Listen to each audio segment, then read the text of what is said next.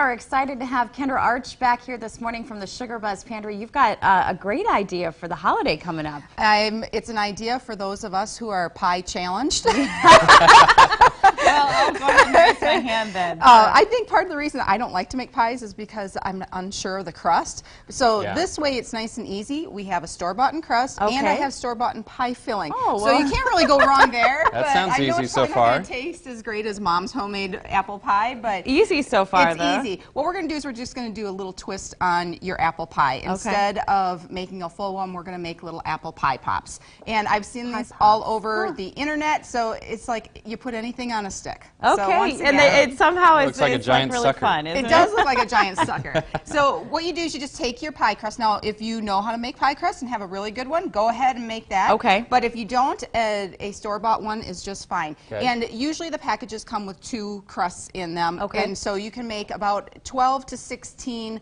pie pops out of the 2 crusts, just depending on how you get them all stationed on there. What you want to start with is 2 different sizes of round cutters. Now, and the reason why is because you want to put your smaller one on the bottom, and as you fill it up with the filling, if you need a little bit bigger one in order to, so that the filling doesn't come all the way over. First time I made it, I used the same size, and I had filling everywhere. And there wasn't enough filling in there either. You want a little bit of filling. We'll learn from your mistakes. Exactly. Well, that's what I'm here for. That's right. Yeah. So this one is a 2.5 inch, and then I didn't have a 3-inch cutter, so I just looked in my kitchen, and most glasses, standard glasses, are 2.5 to 3 inches. So you can just look around, and you just take them and you make circles in your pie crust, and you know, when you're doing this at home, you want to make sure that you have them as close together so you can get the most out of them. Okay. So you take your first one, okay, put it down, and put your little lollipop stick in there then, and make sure that you have your lollipop stick stuck into your pie crust so that it will bake around it. Because if you don't, they will fall. Not like that, Bill. Okay, Jen knows how to do it. I'm going to try to follow directions better today. Okay, yeah, last time we had a volcano or something. Does it matter how far, or how deep? You want to make sure that it's at least 3/4 of the way up, but the farther up, the better.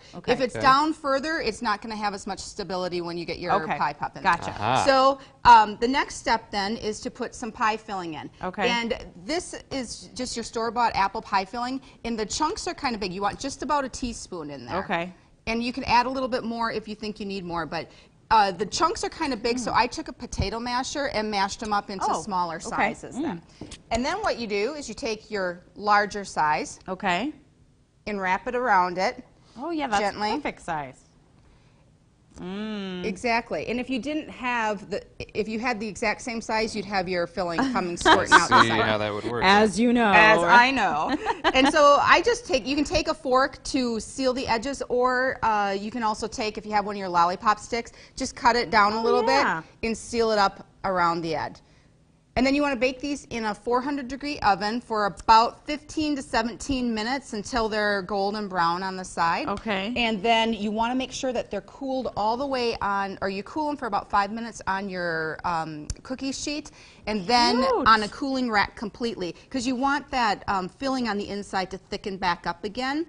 And when you get them out, then they look like this. But if you take, you don't try and pick them up like this as soon as they come out of the oven, because they'll fall apart.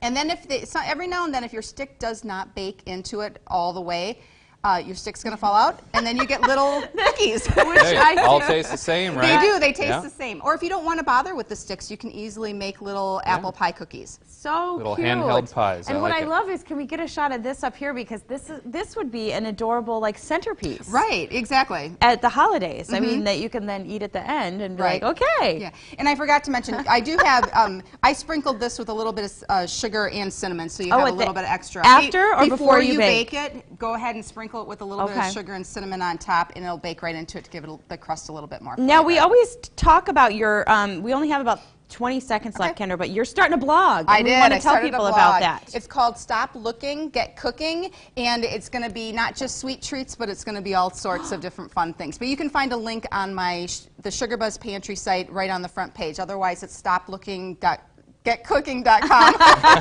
All right, we're going to take a break and give these a try. We'll be right back. Don't go away.